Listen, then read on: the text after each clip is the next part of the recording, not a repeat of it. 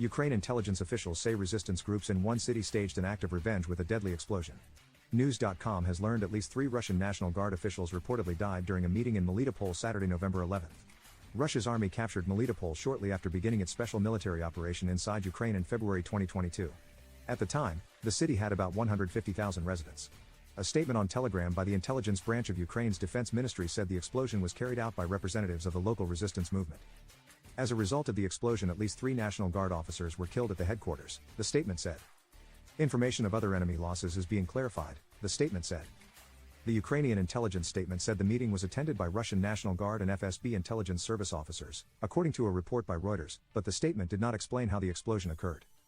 The Russian Defense Ministry has yet to comment. Ukraine hoped to regain Melitopol during its summer counteroffensive. That way, the military would have a route to the Crimean Peninsula, which Russia has controlled for 9 years. The Ukrainian version of Pravda noted similar attacks by resistance fighters have occurred in recent days. One went after a former leader in the Russian-controlled Luhansk region. 3 other raids occurred inside Russia. The evicted mayor of Melitopol wonders why Russian officers still make it a headquarters base.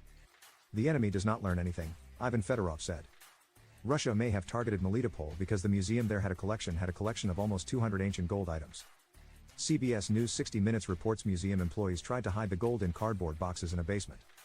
An initial search of the museum by Russian forces failed to find it. So 8 soldiers kidnapped museum director Layla Ibrahimova from her home.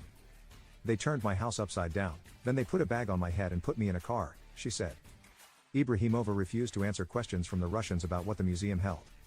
She's now fled Ukraine because she appeared on a list of people to be executed. The Russians reportedly now have the gold artifacts.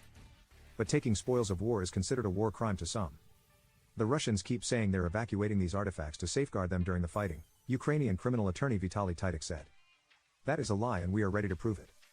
In other military action, Britain's Guardian reported Russian shells killed at least 3 people and injured 6 others in Kherson, a southern Ukrainian city. Russian fighters used to occupy Kherson, but left the area in late 2022. The local governor claims someone shot at a car in a Kherson suburb. 1 person died, while a 2-month-old baby was wounded.